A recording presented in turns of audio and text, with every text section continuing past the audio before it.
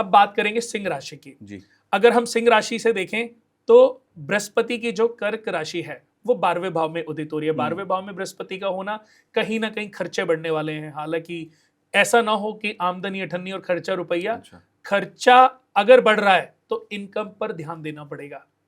अगर इनकम पर ध्यान नहीं देंगे तो प्रॉब्लम्स आएंगी। बिल्कुल। लेकिन अगर समय रहते इसको हमने समझ लिया तो इनकम कई गुना भी हो सकती है। क्योंकि बृहस्पति देवता का एक नेचर है, जब वो खर्चे बढ़ाते हैं तो इनकम रिसोर्सेस के ऑप्शन देते हैं।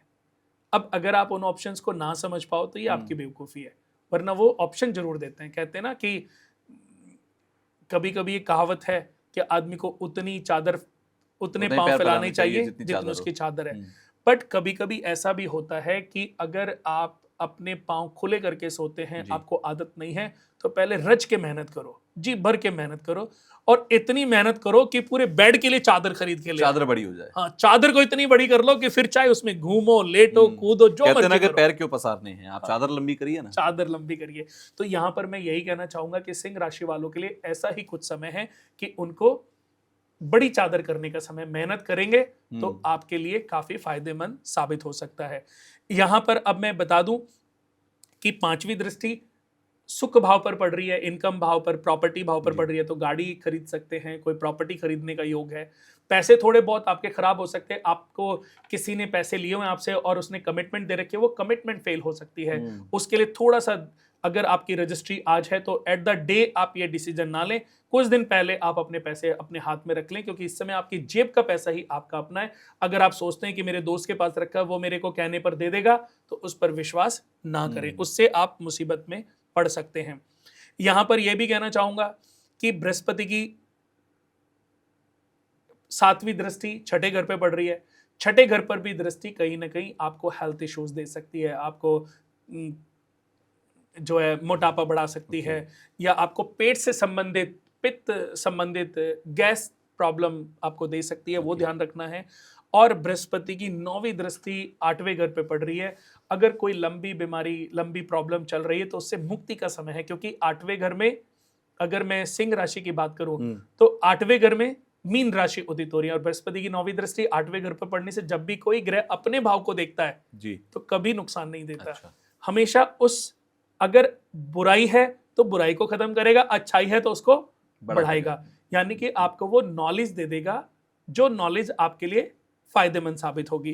तो सिंह राशि वालों के लिए भी यही कहना चाहूंगा कि बहुत अच्छा समय है बीमारियों से मुक्ति होने का, कर्ज ऋण से मुक्त होने का, कि आपके पास अपॉर्चुनिटी आएगी और आप अपने कर्जों से भी मुक्त होंगे, मुसीबतों से भी मुक्त होंगे, बीमारियों से भी मुक्त होंगे।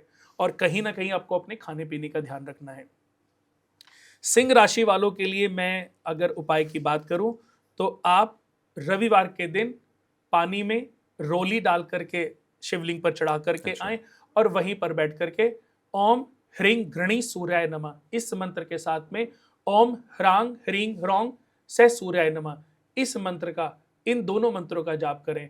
और यहां पर यह भी कहना चाहूंगा कि चींटियों को आटा डालना आरंभ कर दें। संडे से 30 दिन लगातार 100 ग्राम आटा चींटियों को डालें तो आपको इसका बड़ा फायदा मिलेगा। अब बात करते हैं कन्या राशि की जी। क्योंकि कन्या राशि जो है दी स्वभाव राशि है, सॉफ्ट राशि है। और कन्या राशि के हिसाब से देखें तो, या लगन के हिसाब से देखें तो, कर्क राशि प्रॉफिट हाउस में 11th हाउस में उदित हो रही है। तो 11th हाउस किसका है? इच्छाओं का, आकांक्षाएं, एक्सपेक्टेशन, लाभ, बढ़ोतरी। तो कहीं ना कहीं यहां पर मैं यही कहना चाहूंगा कि इसका बेनिफिट उन जातकों, क्योंकि 11वें घर के बृहस्पति कारक माने गए हैं। कन्या राशि के हिसाब से बृहस्पति इस समय 11वें भाव में होंगे। तो एक साल अगर मैं बात करूं तो एक साल कन्या राशि वाले भी अच्छा पैसा कमा सकते हैं। इनका लाभ बढ़ेगा, इच्छाएं बढ़ेंगी, इच्छाओं को पूर्ण करेंगे। तो ये सब चीजें, इनके घर में कोई मांगलिक कार्य हो सकता है। कोई भी अगर शादी के योग्य बच्चा आपके घर परिवार में है तो उसकी शादी का योग है। 100% एक साल ऐसा है कि आपके घर में जो भी शादी के योग्य पुरुष या कन्या है तो उसकी शादी हो सकती है। और बृहस्पति की 5वीं दृष्टि अगर मैं बात करूं तो पराक्रम भाव पर पड़ रही है। तो आपका साहस बढ़ेगा, कॉन्फिडेंस बढ़ेगा। आपने कोई एग्जाम दिया है तो उसमें अच्छे नतीजे आएंगे और आपके कॉन्फिडेंस की सराहना होगी।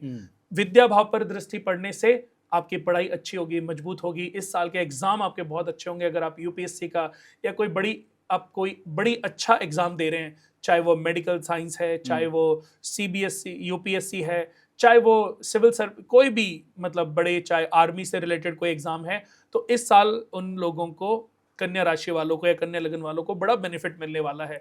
क्योंकि बृहस्पति लाभ घर में भी है, दृष्टि भी अच्छी है, और कहीं ना कहीं अगर उनकी शादी का योग है खुद की, तो बृहस्पति उनकी शादी भी करा सकता है, क्योंकि बृहस्पति की 9वीं दृष्टि पड़ रही है पत्नी के घर पे। अगर लड़की है तो लड़की की शादी हो सकती है, लड़का है तो लड़के के लिए अच्छी लड़की। इस पीरियड में की गई शादी आपको अच्छे पार्टनर की प्राप्ति कराएगी, क्योंकि बृहस्पति कभी भी गलत डिसीजन, लड़की की शादी बृहस्पति से देखी जाती है, अच्छा, लड़के की शादी उनकी जन्म कुंडली के वीनस से देखी जाती है। ओके। आपने सुना होगा शादी नहीं चलती तो हम क्या करते, लोग क्या करते हैं, ऐसी बीबी मिल गई, वो तो बदतमीज है, ये है वो है, ऐसा पति मिल गया, वो तो इतना कमीना है, इतना बदतमीज है, मारता ही है सब। बिल्कुल। बट अगर मैं बात करूं कि उसमें तो 100 कमियां हैं, वो कमीना भी है, बदतमीज भी है, सब पाखंडी है, पर वो आपको पति के रूप में, आपको पत्नी के रूप में क्यों मिला? ये आपके स्टार्स हैं, ओके। ये आपके संचित कर्मों का फल है, आपकी अब वो डेस्टिनी संचित कर्म अच्छे और बुरे जी, ये आप और मैं तो डिसाइड नहीं कर सकते। बिल्कुल।